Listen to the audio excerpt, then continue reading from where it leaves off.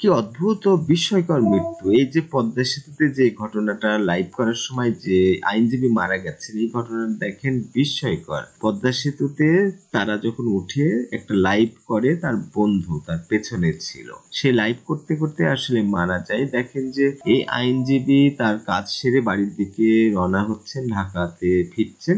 এই সময়ে যখন পদ্মা সেতুতে আসেন তখন পেছন থেকে তার বন্ধু লাইভে আসেন ফেসবুকে। তারপরে দেখা গেছে যে সেই অ্যাডভোকেট আবার পেছন দিকে তাকিয়েছেন। তার মানে সম্ভবত যখন পেছনে তাকাচ্ছে লাইভে তখন মোটরসাইকেল নিয়ন্ত্রণ হারিয়ে পদ্মা সেতুর রেলিং এ ধাক্কা খেয়ে ঘটনাস্থলেই এই আইনজীবী মারা যান এবং পরে বন্ধুকে হসপিটালে নিয়ে তাকে চিকিৎসা করা হচ্ছে। কি অদ্ভুত ব্যাপার! কিন্তু এই বিস্ময়কর ব্যাপার যেটা সেটা হলো যে এই সুমন যে লয়ার গত দিনে যে ভিডিও হয়েছে সালমান এফ রহমান ও আইনজীবীকে যখন কোর্টে নিয়ে যাওয়া হচ্ছিল ওই সময় কিন্তু সুমনের হাতে পচা ডিম ছিল। তার মানে নিশ্চয়ই মারার জন্য তার একটা চেষ্টা ছিল। তো সেটা আবার ভিডিওতে দেখা গেছে। যেহেতু অনেক ভিডিও হয়েছে, ভাইরাল হওয়া ভিডিও সেখানে দেখা গেছে সেই সুমনই সেইখানে গিয়ে দেখা যাচ্ছে মারা গেছে। তো এই যে অদ্ভুত ব্যাপারটা নিয়ে ডেইলি স্টার বাংলায় লিখেছে পদ্মা সেতুতে ফেসবুক লাইভ করার সময় মোটরসাইকেল দুর্ঘটনায় আইনজীবী নিহত।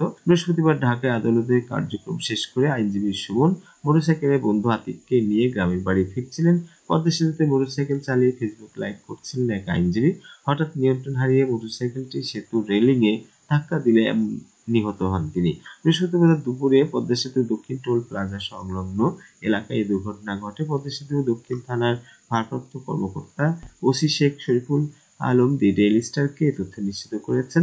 নিহত ঢাকা আইনজীবী সমিতির সদস্য ইনজামামুল হক সুমন শরীয়তপুরের ভেদরগঞ্জ উপজেলার চরভাগা ইউনিয়নের পূর্ব মিধাকান্দি এলাকার বাসিন্দা ছিলেন। দুর্ঘটনায় আহত মোটরসাইকেলের অপর আরোহী আতিক ইসলামকে উন্নত চিকিৎসার জন্য ঢাকায় পাঠানো হয়েছে।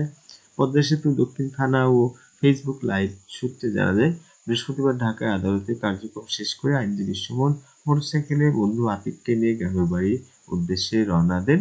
তারা পদ্মা সেতুর কাছে এলে আতিক ইসলাম ফেসবুক লাইভে যুক্ত হন। আতিক তার ফেসবুক আইডি থেকে 12 মিনিট 25 সেকেন্ড একটি লাইভ ভিডিও করেন। সেই লাইভে সুমনকে উঁকি দিতে দেখা যায়। তারা পদ্মা সেতু পার হয়ে দক্ষিণ টোল প্লাজার সংলগ্ন এলাকায় এলে ফেসবুক লাইভ চলাকালে 6 মিনিট 5 সেকেন্ডের সময় তাদের মোটরসাইকেলটি সেতুর রেলিং এ ধাক্কা খায়। তখনও ফেসবুক লাইভ চলছিল। স্থানীয়রা গিয়ে তাদের উদ্ধার করে জাজির উপজেলা স্বাস্থ্য কমপ্লেক্সে নিয়ে যান। তবে আইনজীবী সুমন ঘটনাস্থলে মারা যান। এদিকে সামাজিক যোগাযোগ মাধ্যমে ছড়িয়ে যাওয়া বুধবারের একটি ভিডিও স্টোরিতে দেখা যায় আইনজীবী সুমন আদালতে প্রাঙ্গণে পচা ডিম হাতে অপেক্ষা করছেন। সাবেক আইনমন্ত্রী আনিসুল হক ও সাবেক প্রধানমন্ত্রীর বেসরকারি শিল্প বিনিয়োগকারী বিষয়ক উপদেষ্টা সালমান এফ রহমানের জন্য ধন্যবাদ সবাইকে।